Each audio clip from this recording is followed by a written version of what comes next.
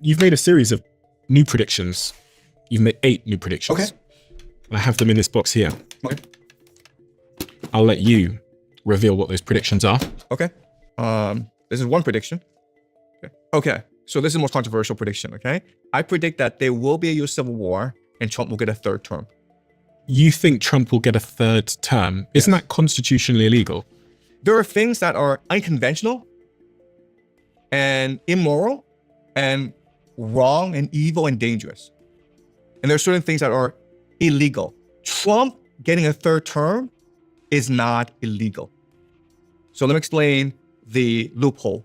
What Trump could do is this, okay? There are 2 possibilities. The first possibility is in 2028, he has his son, Don Jr., run as the president, and he runs as the vice president. And then when Don Jr. wins, if he wins, then Don Jr. could abdicate and Trump would be the president. And in the Constitution, if you read the Constitution very carefully, it doesn't actually prohibit people from doing that. It's not been done in the past. And like no sane person with any morality would do this. But that doesn't stop Trump from doing this, okay? That's one possibility. Another possibility is that by 2028, America is at war with everyone. There's a national draft. The president now has emergency war powers. And so he can actually suspend the Constitution and delay the election, which is what Zelensky did in Ukraine. So these are 2 different possibilities.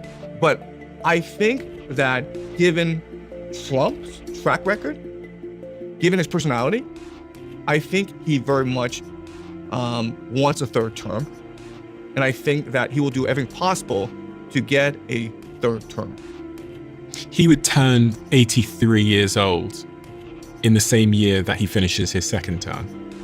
This is a man who eats McDonald's hamburgers. He doesn't really work out.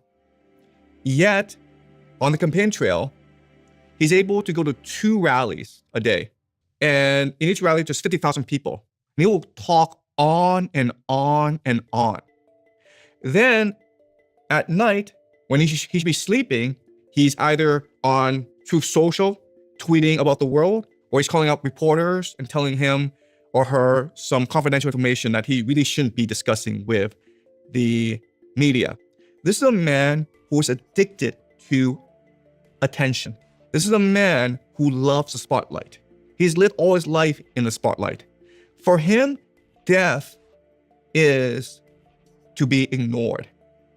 So given his personality, he would rather die in office than live peacefully somewhere else. And of those 2 strategies that you named, where he puts his son in and then becomes president that way, or, you know, there's a war breaks out, so he says he has to stay in office. Of those 2 strategies, which one do you think he's more likely to deploy? I actually think that given his narcissism, he would prefer the first strategy. His putting his son in. Because that shows himself and the world that America loves him.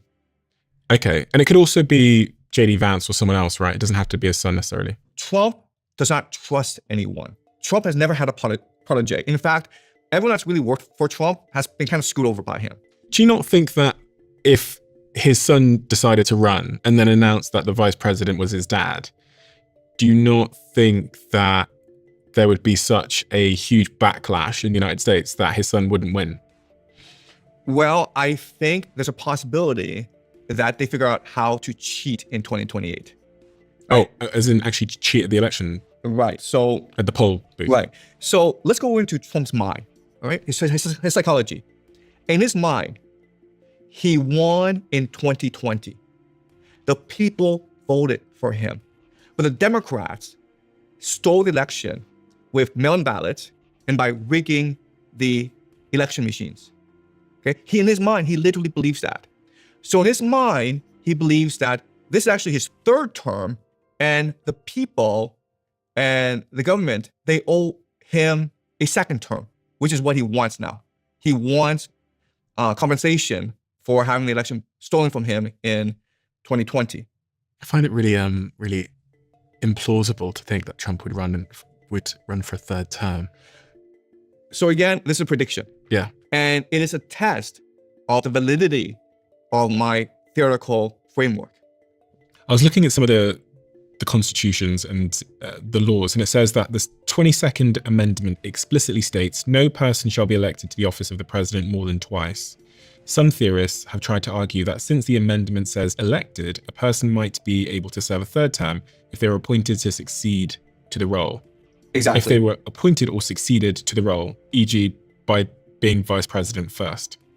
Legal scholars and the Judicial Committee almost universally reject this. The 12th Amendment requires that anyone serving as vice president must be eligible to be president. Since a two-term president is ineligible to be elected again, they are legally barred from being vice president. So the point is, there's nothing explicit in the Constitution that bars someone from having a third term. Mm-hmm. And there's debate in the legal community about the spirit of the 22nd Amendment.